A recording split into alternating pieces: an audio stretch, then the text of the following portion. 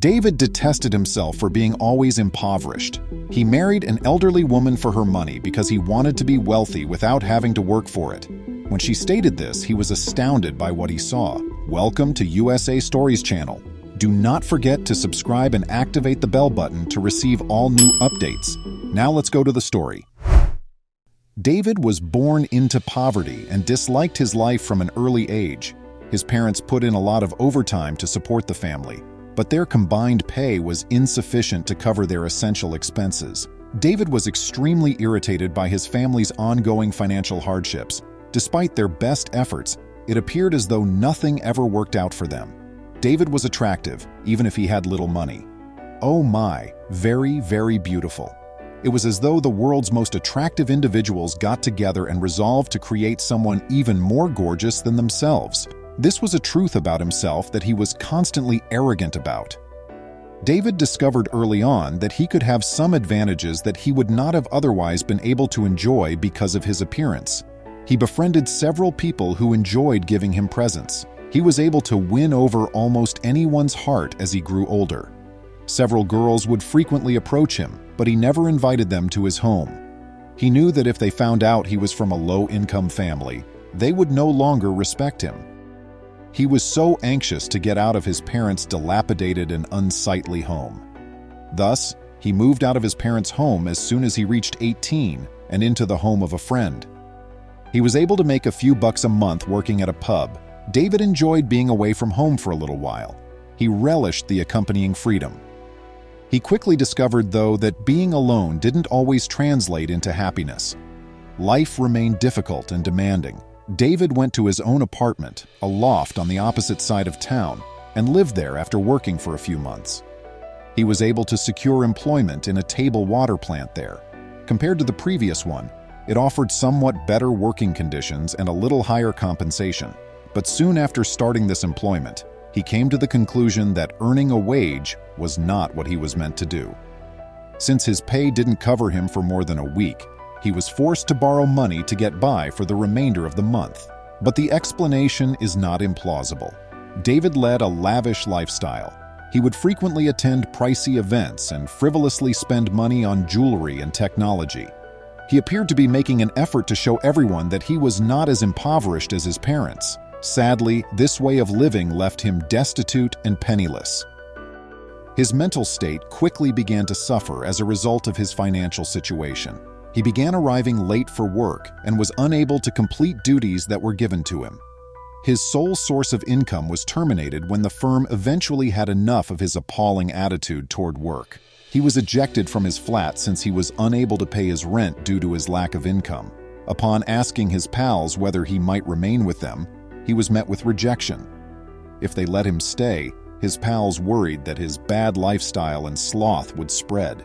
David was forced to go back to his parents' house at this moment. He had not realized how bad it would be.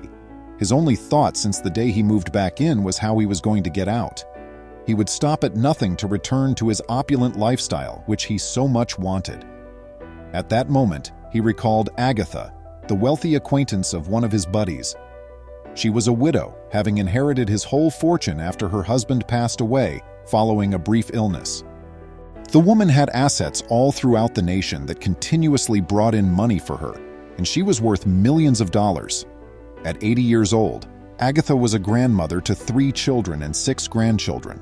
David thought that she would be his key to regaining access to the major leagues, as she was lonely without her spouse.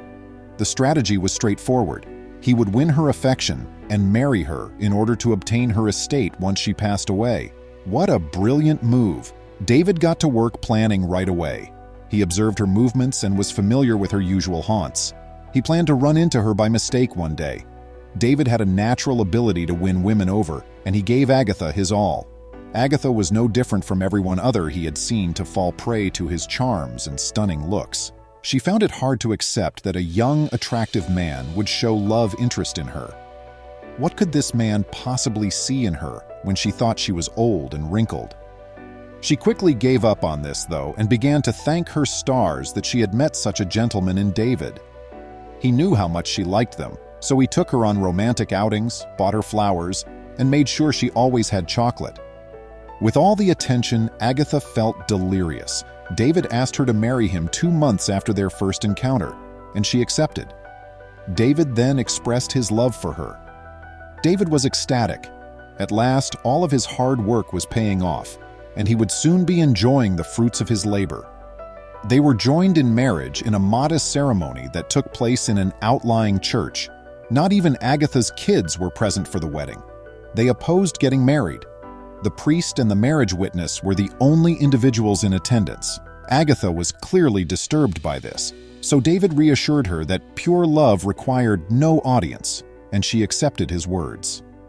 David moved into Agatha's mansion that day, and the two of them started living together as husband and wife. David also started getting ready to persuade her to amend the will to his advantage.